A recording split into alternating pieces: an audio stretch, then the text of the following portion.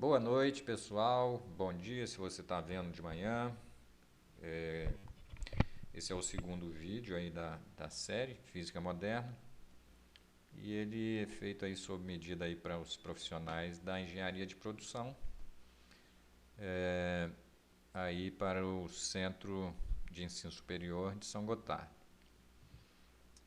Como eu falei no outro vídeo, a gente ainda está aprendendo, pode ter aí alguns probleminhas, a gente eu não vou fazer a edição do vídeo, mas qualquer dúvida eu estou à disposição, vocês podem me mandar uma mensagem que a gente vai tentar resolver aí. Se você não viu o primeiro vídeo, veja, porque senão você não vai entender aí a continuação. Então, a gente viu como é que surgiram os primeiros aí conceitos relativos à física moderna, que foi lá o problema da velocidade da luz, da natureza da luz. E esses anos aí de 1900, início do século passado, foi um ano de muitas descobertas aí na área da física, da química, lembrando que a eletricidade ela se desenvolveu aí antes, né, no século ali 19, 1850, 60, 70, e sempre depois vem o conhecimento científico tentando dar as explicações.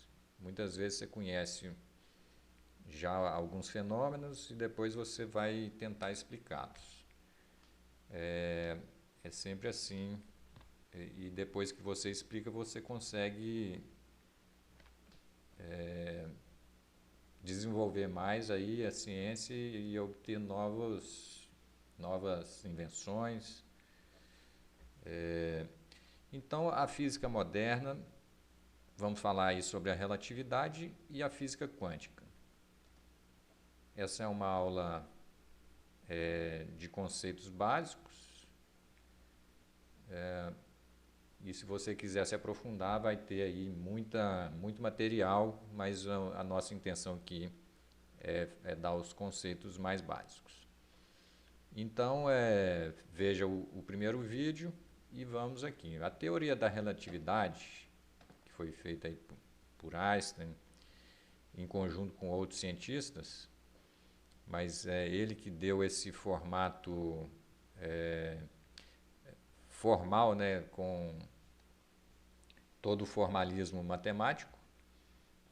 Ela se desenvolveu em duas fases. A primeira etapa foi a relatividade restrita, com o artigo aí de 1905.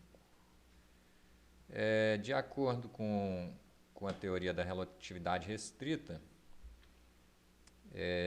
as leis físicas devem ser as mesmas para os referenciais inerciais. E a velocidade da luz no vácuo tem o mesmo valor, como a gente viu na aula passada.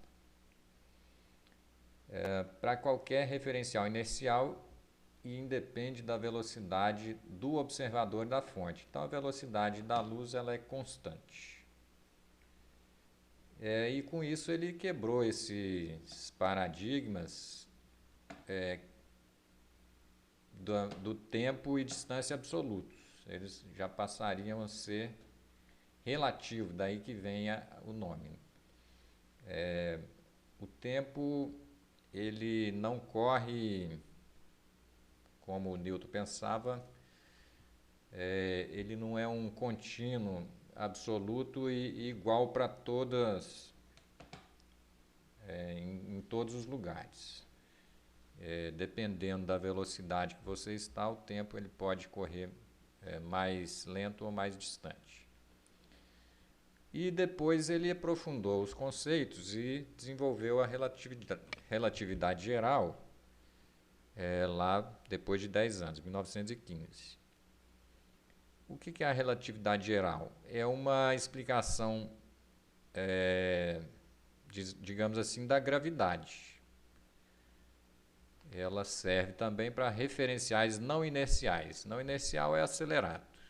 Inercial é aquilo que tem uma velocidade constante. Um exemplo que até o próprio Einstein ele dava muito é o exemplo do elevador caindo. Então, ele fez uma teoria que todos os acontecimentos, todos os fenômenos, eles deveriam obedecer às leis ali, também nesse ambiente não inercial. O Newton ele dava uma explicação para a gravidade muito mais simples. Então, a teoria da relatividade geral ela é uma explicação da gravidade e que dá um novo formato aí para o mundo. Seria aí o formato em que o espaço-tempo, né, ele está ligado, o espaço está ligado com o tempo. E isso aí tem muitas implicações que a gente vai ver aqui. Então, a relatividade geral ela explica a teoria ela explica a gravidade aí com uma profundidade bem maior do que o Newton. O Newton ele só dizia que existia gravidade entre o Sol e a Terra, entre a Terra e a Lua, mas não explicava muito bem por quê. Quando o Einstein explicou isso, o tempo ele passa a depender da gravidade e aí você tem vários fenômenos que a princípio são estranhos. Por exemplo, se você tem um avião dando a volta ao mundo, ele vai estar numa gravidade diferente. Então você tem dois efeitos. Se ele der uma volta para o mundo para leste, ele vai ter um tempo. E se ele der uma volta para oeste, ele vai ter outro tempo. Então esses dois camaradas aí, o Raffaele e o Keating, eles fizeram um experimento. Eles pegaram um relógio, deixaram na Terra e pegaram outro relógio e colocaram em um avião indo para leste e um avião indo para oeste.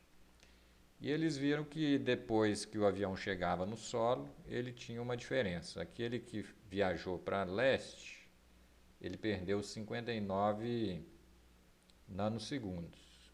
Então é segundo dividido por 1 bilhão.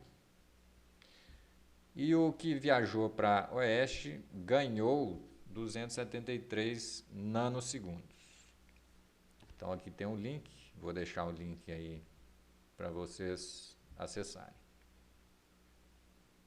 Então são fatos que o Newton nunca teria previsto.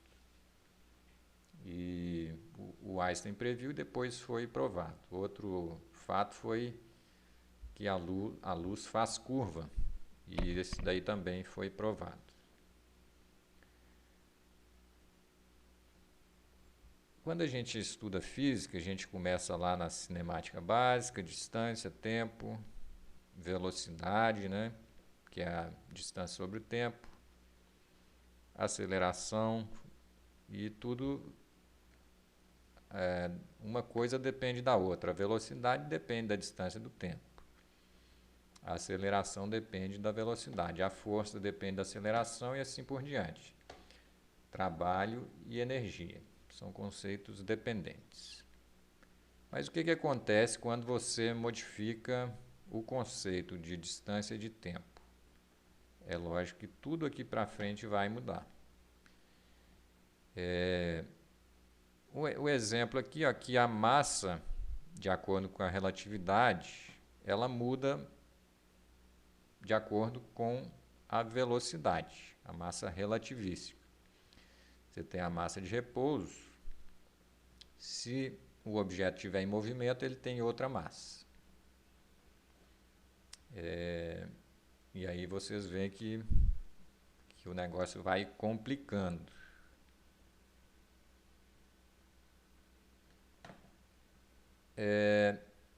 Então, tudo isso vai ser modificado, inclusive o conceito de energia, que depende aqui de trabalho. E a energia, segundo Einstein, ela tem a ver com a massa de um corpo. Então a massa pode inclusive ser convertida em energia.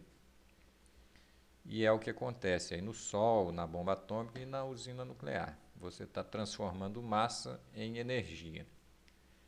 E vocês veem aqui que a relação ela tem aqui uma velocidade, um c, né, velocidade da luz, ao quadrado. Então, que é 300 mil quilômetros por segundo. Então, 3 vezes 10 a 8 metros por segundo. Vocês veem que uma pequena massa vai dar uma quantidade de energia muito grande. E isso acontece no Sol, né?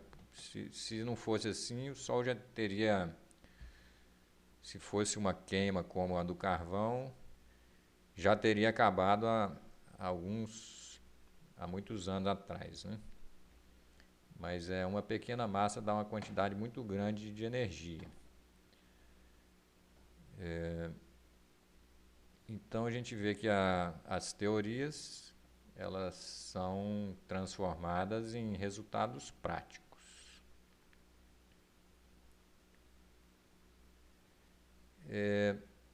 E aí vamos para a física quântica, que é um ramo da física que também nasceu lá por volta dos 1900 até em 1930 e, na verdade, continua. Aí com esses cientistas aí, Planck, Niels Bohr, Max Bohr, Wolfgang Pauli, o Heisenberg, Werner Heisenberg, de Broglie e outros, que é uma nova visão dos átomos. Então ele está naquele contexto ali de conceitos muito radicalmente diferentes do que se acostumava, que a gente chama de física clássica. E a física quântica, normalmente ela é aplicada para coisas muito pequenas, aí o átomo, né, moléculas. E ele é uma visão muito radicalmente diferente do que era antes. E até o Einstein, ele tinha algumas divergências com esses cientistas aí. As leis são probabilísticas. Você não determina mais a posição do elétron. Você sabe que um elétron está em algum lugar e que é provável que ele esteja, é mais provável que ele esteja em um lugar do que outro, mas não é mais essa órbita certinha. Você vê aqui, ó, ele pode estar em qualquer lugar, o elétron. E com esses conceitos, eles tiveram que, inclusive, desenvolver uma matemática bem diferente e complicada, inclusive para mim. Como essa aula é conceito básico, a gente não vai além. E como eu falei, é complicada para mim também. Relembrando, aí como que a ciência atua? Ela tem um fato, uma experiência, uma observação, você cria uma hipótese e depois você tem que comprovar essa hipótese, fazer novas experiências e tirar uma conclusão. Essa hipótese ela é uma hipótese válida ou ela falhou aqui com as novas experiências? Se ela foi comprovada, você aí pode até começar um novo ciclo, fazer novas invenções, como eles fizeram lá com as usinas nucleares e você pode desenvolver mais. Aqui é o exemplo, né? Os materiais radioativos, eles perceberam que a massa dele vai diminuindo e ele vai emitindo radiação, urânio, rádio, todos esses materiais aí que são instáveis. Então, qual que era a teoria? Que a massa pode ser convertida em energia. Isso teve impacto aí na relatividade, na mecânica quântica. E como que eles vão comprovar isso? Bom, eles sabem que inclusive o Sol emite energia há muitos séculos. Poderia estar inclusive aqui como observação. Mas eles fazem novos experimentos nucleares aí com a bomba atômica, comprovando essa teoria aí, a teoria da relatividade e a teoria quântica. A teoria foi aceita e ela se aplica a várias outras situações. E hoje a gente está aí desenvolvendo os computadores quânticos, novos materiais e a teoria não para, está sempre evoluindo. O Einstein ele dizia que um dia a teoria dele seria comprovado alguns erros, né, que ela não seria para sempre. Em que se aplica aí a física quântica? Ela se aplica aí ao modelo atômico, de orbitais, né, que a gente viu aquela figurinha ali. Ela se aplica à emissão de luz pelos átomos, decaimento radioativo, ao laser, efeito fotoelétrico e a dualidade onda-partícula. Como eu disse, ela está evoluindo. Como que se evolui? Fazendo experiências, fazendo hipóteses, fazendo testes. Por exemplo, com aí o acelerador de partículas. Você tem vários aí pelo mundo e tem um brasileiro que está aí entrando em operação recentemente. Vejam o vídeo, veja aqui também o artigo. Ele fica em Campinas, custou R$1,5 bilhão de reais. E para que serve? Serve para a gente desenvolver computadores mais modernos, né? Novos materiais, para estudar vírus aí, que está aí na notícia hoje, né? Vírus. Toda teoria, ela tem que ser útil, né, para alguma coisa. O camarada fica lá vários anos estudando vírus e fazendo teste, e de repente a gente descobre que tudo aquilo ali é importante. Com a física é a mesma coisa.